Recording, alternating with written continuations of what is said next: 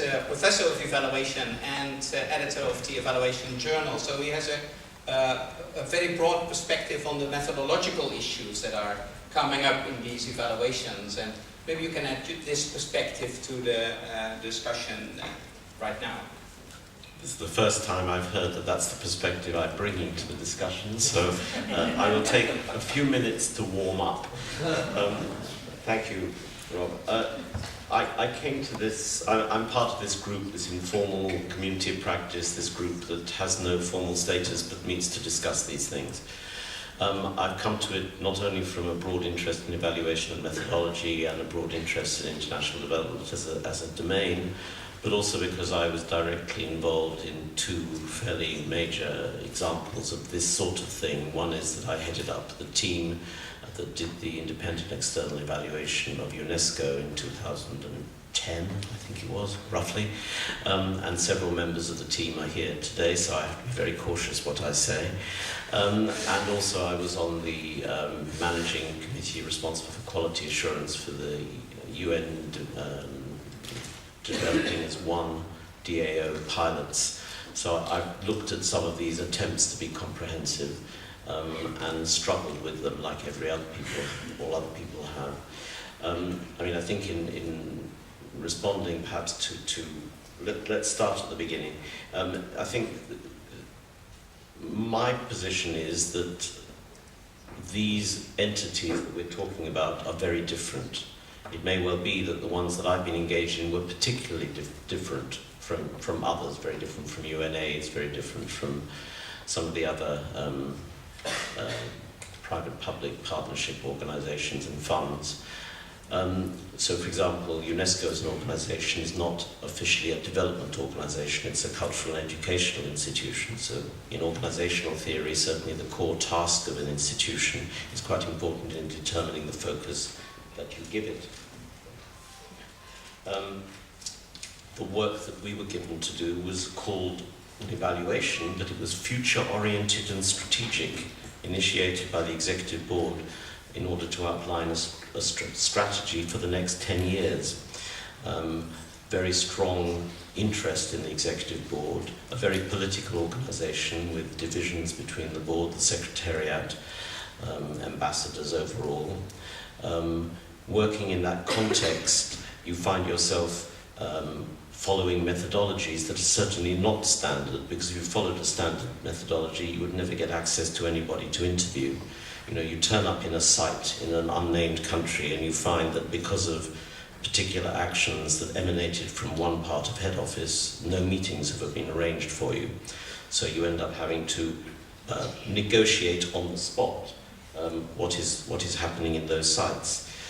You find that the concepts you might have of organizational functioning around governance, which would come out of a normal corporate kind of context, make no sense at all when you're dealing with a network organization where not only because of trust funds, but also because of very decentralized governance, where you actually notice that perhaps only 20 to 30% of the activities of the organization are actually governed by the Executive Board.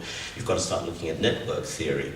So responding to Rob's point at this moment, I think the disciplinary frameworks that are around are very challenging, and the need for different disciplinary frameworks.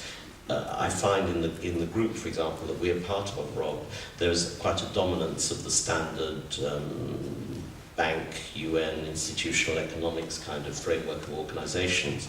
I come from an organizational theory background. One of my roots is in organizational theory as well as economics and other things. I find that you need to draw an organizational theory, you need to look at institutional theory and international institutional theory, people like Peter Haas and knowledge and power ideas, because you're dealing with knowledge-based organizations. You have to look at notions of network governance. So I think in this area, as in many areas of evaluation, how one finds the appropriate theoretical and disciplinary mix, which often cannot be predicted when you begin the work. So you put together the team on the basis of some rather pragmatic assumptions and you win the contract, and then you're sitting there saying, how should we be doing this work? This was a comprehensive evaluation in the sense that we were expected to look at the activities of the Secretariat, the different sectors, science, culture, education, country-based activities, the governing bodies themselves, all of whom were engaged in very strong political relationships. I would say, if I'm honest about it, that this is the nearest to a pure action research project that I have engaged in during the time I've worked in the evaluation field. I have a background in action research, but what I mean by action research is a very pragmatic weaving your way through the corridors of a major agency and the 10 or 11 different countries we had engagement with, to try to find ways of getting access, to find ways of bringing people together, to try to find ways of having conversations, finding data. At one level we had a lot of data because we had the benefit of prior internal evaluations, and we were supposed, according to our terms of reference, to do a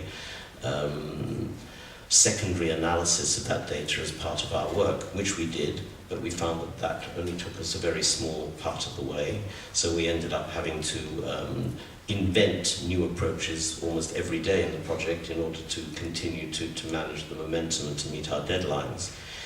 Finally, because the strong emphasis was on future orientation, the output of the project was actually a future strategy. And a future strategy was not something that you could simply say, here is the future strategy, you should follow it. We ended up with an outline strategy, which I spent probably a good month and a half to 2 months discussing with ambassadors, discussing with members of the executive board and with the secretariat, in order to get to the point where you had a potentially workable strategy taking into account many, many things that were not clear from the outset.